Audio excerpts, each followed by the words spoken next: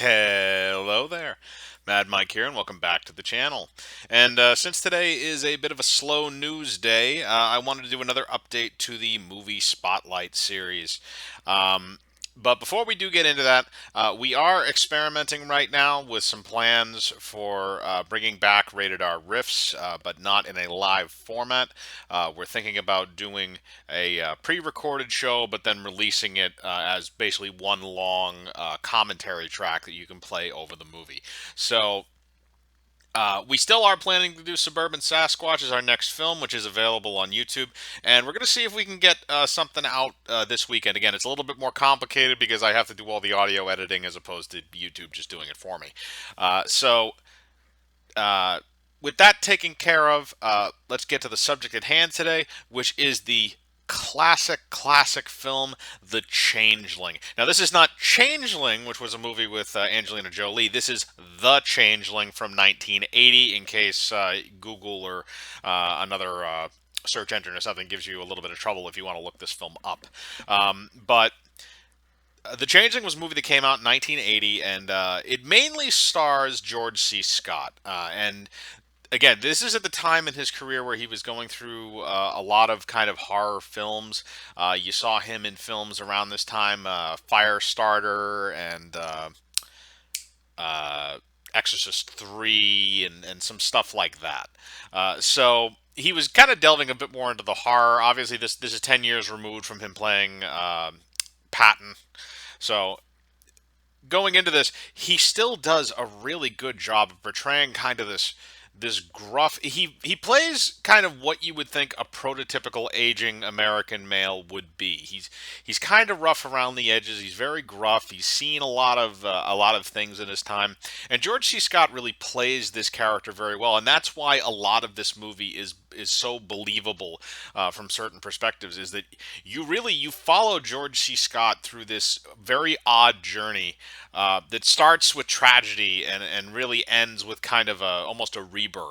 And really, the story mainly centers around his character. It's kind of weird. The ghost story is almost like a secondary element of the story. It does help drive the plot forward, but it's almost like an afterthought, even though it takes up the majority of the second half of the film.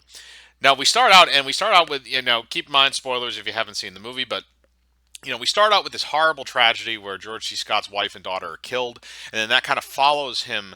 Well, it definitely does follow him through the film, and we kind of get to see not only how he deals with grief, but how he deals with this new challenge that he has, where he's moved into a home that is haunted by the ghost of a dead child, and there's a few really effective scenes in The Changeling.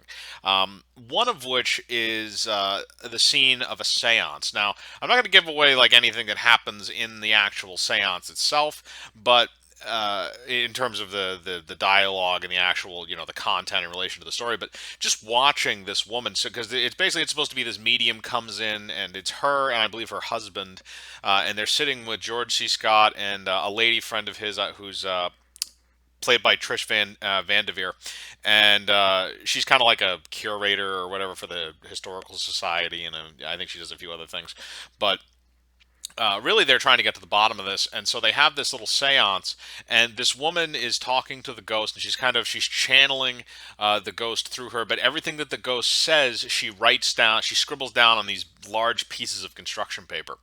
And as you continue to go through the seance, things get ramped up so much and so much and so much. And keep in mind they're recording the whole thing too, because that plays into the plot later on. But she keeps going faster and faster as the ghost is almost screaming at her, and it's kind of interesting, even though it's almost like when you overhear somebody have a conversation on a phone, that's a really intense conversation. Like you can kind of think like what the other person is doing or what the other person is saying, but you don't know 100%. You're kind of filling in the blanks a little bit, but you know what one side of the conversation is. So it's very interesting to kind of see that in that way, and it's done in a very creepy way. There's really not a lot of music or nuance going on in that scene, if I remember correctly. It's mostly just her talking, and then just the constant flipping of the paper as she keeps scribbling and scribbling and scribbling until the end, where she has to be brought out of the trance because she's become so excited. But there's that scene, and there's another scene involving a little red ball where George C. Scott, as part of his like grieving, um, his daughter had this little red ball, which shows up a couple of times throughout the film. It's kind of like a MacGuffin, and he takes the ball out to this bridge that's far away from his house, or at least we can tell. He has to drive to it, and he throws it off the bridge, and then he goes home. And it's kind of like the idea of like, all right, you can't be keeping these things. You need to kind of accept that she's gone. And as he walks into the house, he hears something at the top of his stairs, which are bathed in shadow. You can't really see anything up there, and then you just see the exact same red ball bounce down the stairs and land at his feet, and it's so bone chilling because now you're aware that like, okay, how did that like in a lot of these movies, when you think of the haunting itself, it's usually confined to the building. Once they get out of the building, they're fine. In this scenario, he has left the building and done something, and somehow the ghost has had some form of an effect outside of that, supposed, like, the center, the ground zero of the building. And that's even more terrifying when you kind of break it down. It's like, he could be driving somewhere and something could happen, which is also, by the way, this happens multiple times throughout the film where the ghost has an effect on things outside of the home. And it doesn't even have to be anything related to anything that happened to the ghost. It's just sometimes it could just be things that it wants to happen. And it's so incredibly bizarre. And by the time you get to the end of the movie, the lines between what's real and or what's possible and what's impossible are blurred very, very much, because now we understand that this ghost can affect so many things outside of this home. And really, it's almost like the catalyst for it is George C. Scott. Like, obviously it's everything is connected to him, but he's become so connected to the ghost by the end of the film that it's almost like one entity in certain ways. Not like a possession, but in terms of, they communicate. When one is upset, the other is upset, and they talk and things like that. It's kind of interesting. But like I said, the main thing that carries the movie is George C. Scott, and I can't say enough good things about Scott's performance in this movie, and also the directing by Peter Madick. And even though he really didn't do anything, I would personally say of note for a lot of his career, other than directing a lot of television episodes for popular TV shows, he does a really good job in this movie, especially with shadow, with movement and stuff like that. You don't really think of that as much when you watch certain films, but when you sit down and watch a really good movie, and you can kind of the cinematography is so good that you have to notice it. It's one of those things, like, if you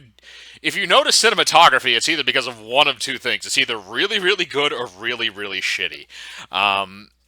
You rarely don't notice like average cinematography. It's like, oh, it's there, and then it doesn't really pop out at you. In a movie like this, it pops out because the way that everything flows is very, very interesting, and I like the way that the scenes are set up.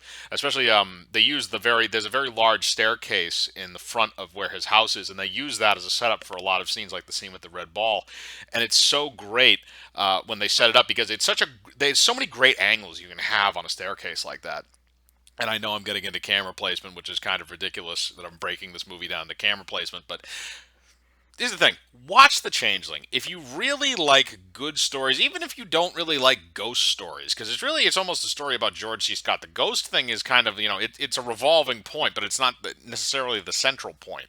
And, you know, watch it, because George C. Scott's performance is amazing. This is one of his more underrated films. I feel like everybody always remembers him from stuff like Patton or Doctor Strangelove or something like that, which both are good movies, by the way. But this is kind of one of these like sweeped over masterpieces in terms of like horror thrillers. I love this film. I believe I originally saw it on HBO or something like that, like late at night. And I remember right after I saw it, I tried to see if I could get it on DVD or Blu-ray, and I do have it in my collection now. But take a watch on this film. Again, it's great acting. It's a really interesting and compelling story, and you get to see George C. Scott just do a great fucking job. And that's all I can really say about this movie. Is just give it one watch. If you don't like it, then you don't like it, whatever. But just give it one watch. If it grew on you anywhere near the level that it grew on me, then you will grow to love this film. But that's about it today for Movie Spotlight. Thank you again for listening, and hit the bell for notifications, hit the like button, subscribe, and remember, I live my life free of compromise. Do you?